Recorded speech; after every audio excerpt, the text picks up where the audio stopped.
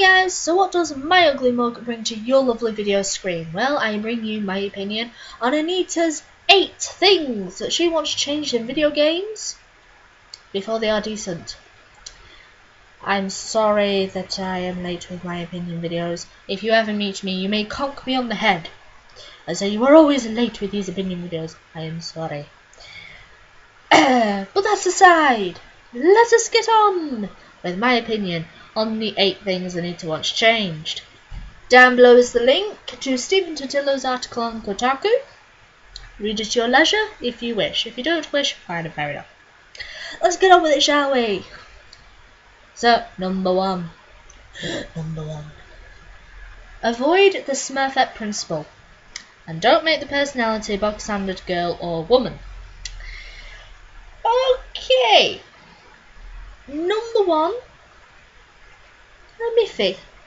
I can agree, but all the same I'm not that bothered. Here is why, here are my reasons as to why I'm not bothered. I would actually place for Anita my argument of what genre and what era of the games. If we were to go into a reality-based futuristic game, then I would like to see more women in a ensemble, maybe instead of the 1 token girl, maybe 2. And then you could actually build a bit more on personality. If we were to say in the past, for example, if again the Wild West, it would make sense just to have the 1 token girl, because again there weren't that many girls who might have rebelled against the society culture back in that time. Don't quote me on that, I'm not exactly sure. Plus, I'm British, I have no idea of American history. Much, anyway. So, it depends. I can see how it's annoying just to have the 1 token girl in an ensemble of men. But the thing is, when you are making a game, there's an ensemble, there is a lot of pressure on developers and producers to say, get the black dude in there, get the Asian dude in there, get the white dude in there. What are we missing? Woman, get her in there. There's a lot of pressure. Plus, usually I have actually seen some ensemble games that don't have a lot of story, so therefore you can't really build on personality much. This might be my limited experience to games in that area, but that's what I've seen. So the personality thing, it can take time to build, and sometimes those games don't have a lot of time to build the personality, and they have to go with simple personalities. Again, about the personalities, I can actually twist to the men. Can we stop with the simple thuggish brute, mysterious or dark and mysterious dude, or geeky? Can we stop with these types for the men? Number 2. I love number 2. Lingerie is not armour. Okay, we know lingerie is not armour, Anita. We know this. That's why you find many jokes about Ivy Valentine's armour from Soul Calibur 4. Because we know that she would be roasted alive by Soul Edge or Soul Calibur in that armour. Luckily that was amended in Soul Calibur 5. But we know lingerie isn't armour. It's a bit of tongue-in-cheek. But the thing is, I could actually say this. I could twist it. I just need to change 1 word. Loincloths are not armour. Yes, even though I love to see guys with the muscles of might and glory going up against gigantic dragons like Iron Bull or barbarians from Diablo, I know that is not going to protect me. And that's a bit of also sexual objectification. Well, the thing is, loincloths aren't armour, lingerie isn't armour. The thing is, it's a bit of tongue-in-cheek. So, am I bothered by lingerie as not armour or lingerie armour? No, because I know there's just a bit of tongue-in-cheek, and it's just a bit of... It's something for the player to make them go, I like this. Male or female gamers can do that. So, lingerie, could it change? I suppose so, but as long as men can get more covering as well. And this is coming from a girl who actually likes Iron Bull in Dragon Age.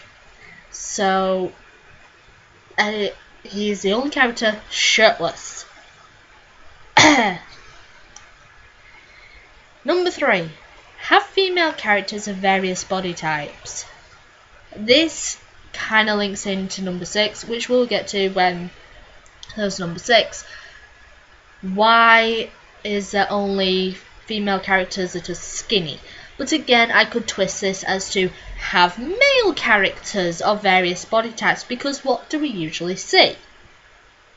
Big, strong, muscular men.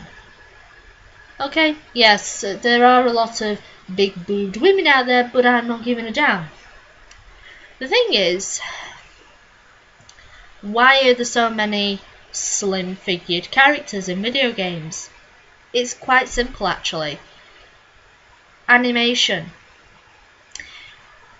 It would be easier to animate a character that is skinny than, like me, what Goodfella would actually call a fat ass. When it comes to AAA gaming, they want it out the door as quick as they can because time is money. And a lot of these games do have deadlines of when they need to get out on the shelves and everything like that. That's not to say that there aren't games that actually do allow you to create a character that's either a bit bigger or a bit skinnier than general stereotypical characters. I usually see this in MMOs, where you could actually change the weight of your character. It also happened in Fable, but the thing is, you actually had to eat a lot, but you actually started out as skinny. But I do usually see it in MMOs, because really you're only focusing on one character type, and it's up to the actual creator or the player to create that character. So am I particularly bothered to see skinny people in video games?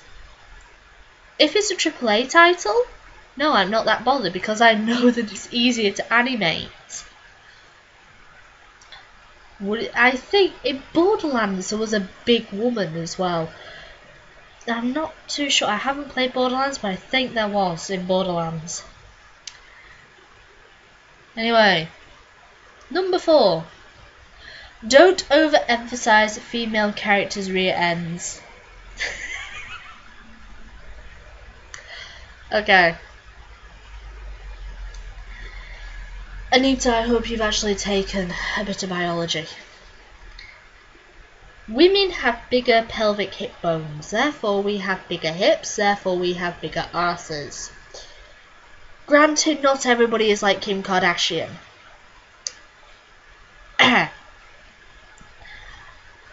But women do generally have bigger arses, and they are more emphasized, especially in certain clothing.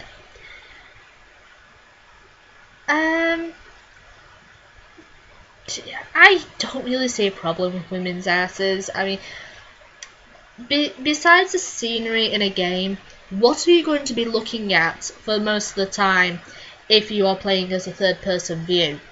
You're going to be looking at the back of a character, and if you don't... you're going to be looking at the back of the character. And if it's... you know... I have no problem with it as a female gamer. I've played Bayonetta, who has possibly the most perfect ass in all female gaming history, but was I actually offended by that? No. Because it's a game. Number 5. Include more female characters of colour. I can agree with this. Off the top of my head, I only know a few. 2 from Fable, which is Paige and Whisper. And then we have Iris and Leona, and was Olympia black? But they're from Pokemon. And there have been a few in fighting games, as well as when Marvel came out with their fighting games, and there was Storm. And Vixen, I believe, as well from DC. There could be more, because as you can see, I'm having trouble remembering black characters. I'm not saying that they're not out there, because they are. I've just mentioned a few, but there could be more, certainly. But this also comes into character creation as well, where, like in Mass Effect, you can create your own, or you can create a black shepherd. Even in Dragon Age, you can create a black human, or a black dwarf, or a black elf. You can't create a black Unana there. So, yes, include more characters of colour. But not just female characters of colour, also male characters of colour. Number 6. This is the one that links in with number 3. Animate female characters to move the way normal women, soldier or athletes would move. So therefore, can we also animate male characters to move the normal way? Anyway, as I said, it is easier to animate a thin person, because if we were to take somebody like me, which I will admit I am a fat ass, like Goodfella says, when I walk, I jiggle. I jiggle here, and I also kind of jiggle in the lower regions.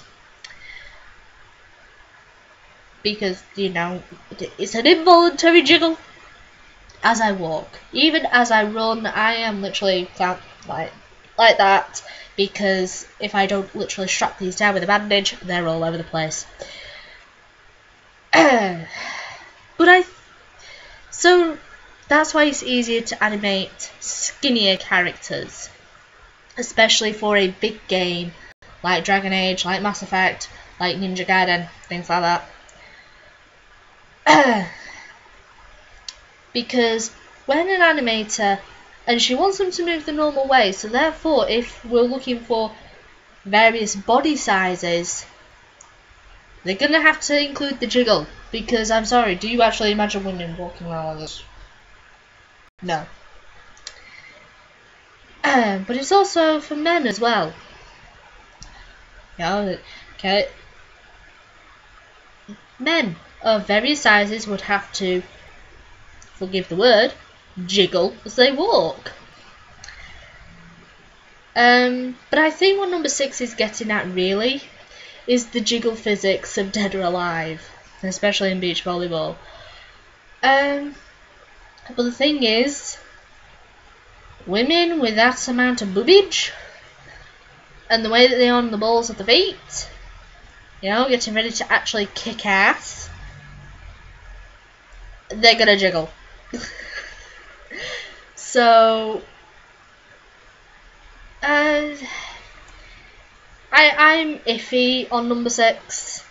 I really am. Number 7. I love number 7. Record female voiceover so that pain sounds painful, not orgasmic. Sorry. Okay. Right. Come on. Serious. There is a fine line between pain and pleasure. Why do you think BDSM is a thing? But there is a fine line between pain and pleasure. Now, I'm not saying that everybody loves to be stabbed, shot, or split open. That is when literally screaming and crying would be involved to say, I am in pain. But if we were to look at it as a punch or a slap, and you are wanting women to show strength, even men, to show strength and not back down to the abuser, they're not going to be screaming and crying from a mere punch or slap. They would be breathing it out. And unfortunately, that can sound orgasmic, because what do, a lot of people do, I assume. But,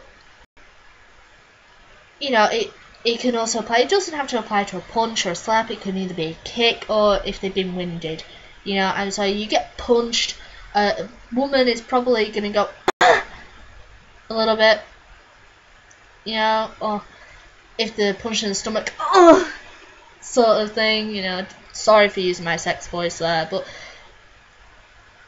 it unfortunately is.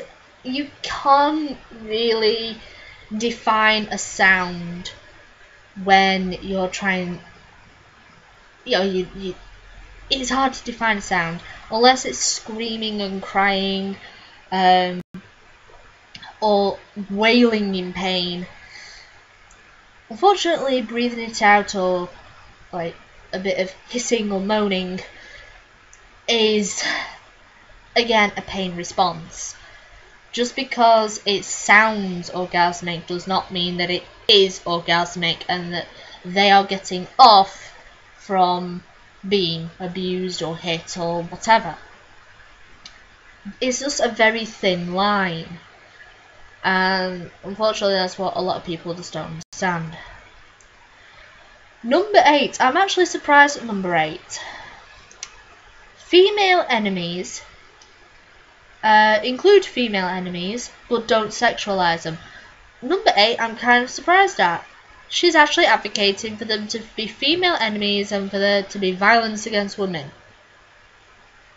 I would actually suspect that there should be brackets in there saying, let the women get away before they can get hurt, or things like that. But this could also be for male enemies as well, but we'll focus on the actual female enemies.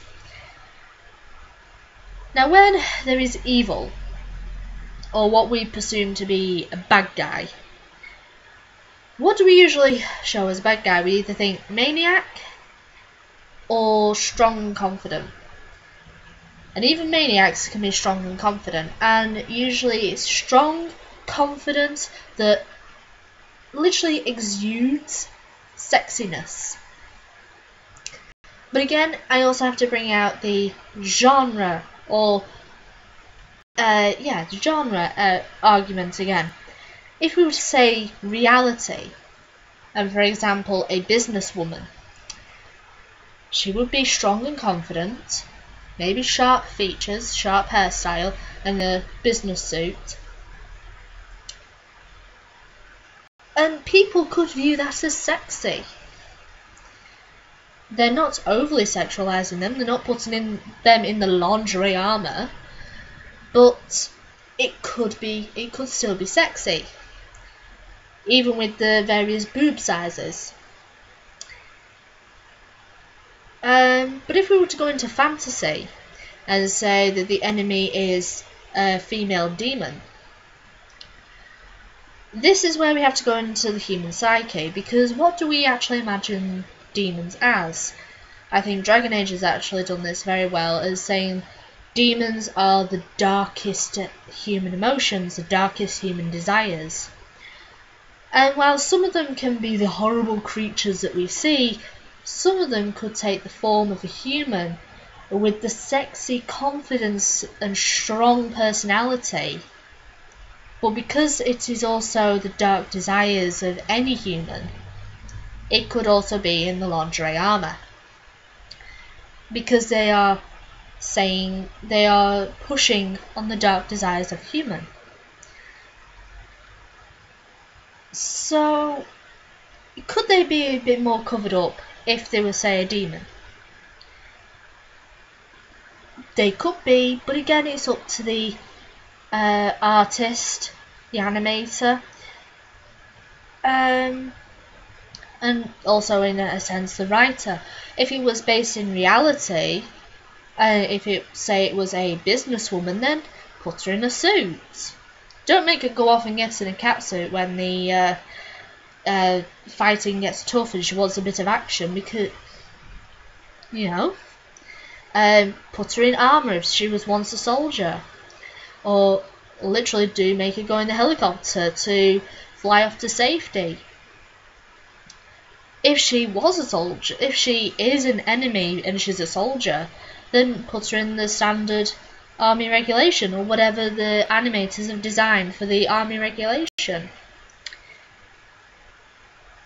Yeah, so, but confidence and strength is sexy in itself.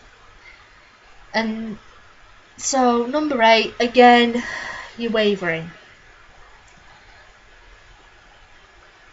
And there's one thing that I actually am surprised, we've come to the end of the list, and there's one thing that I'm actually surprised that we haven't seen.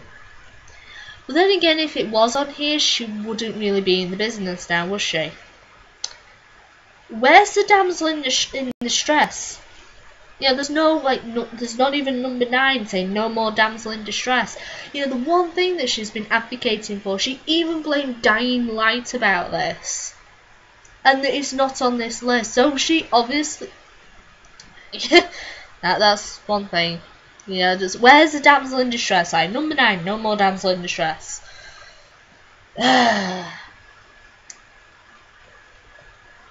But that's my opinion on the 8 things, guys. If you agree with me about some of the things, comment below. Or even if you disagree with me about some of the things, then comment below. I want to know your thoughts about these 8 things as well.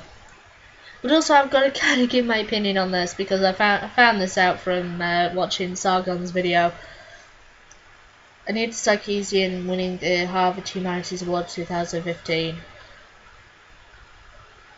I didn't know you could actually get an award for doing literally jack shit. Besides complaining of harassment and cancelling talks over non-credible threats. Oh, just how low is the bar set? Low. Must be low. So yeah, that's my opinion, guys. And I'm going to chill for myself for a moment. Don't forget about the Ask Viper Sword video. If you have a question for me about anything at all, nothing, anything can be asked. I'm not limiting it to certain things that you can ask me anything, whether it can be as stupid as you want or as serious as you want. Ask me anything and put it in the comments of the Ask Viper Sword video, which was my previous video. So yeah, that's it, guys. Bye. Comment below your thoughts.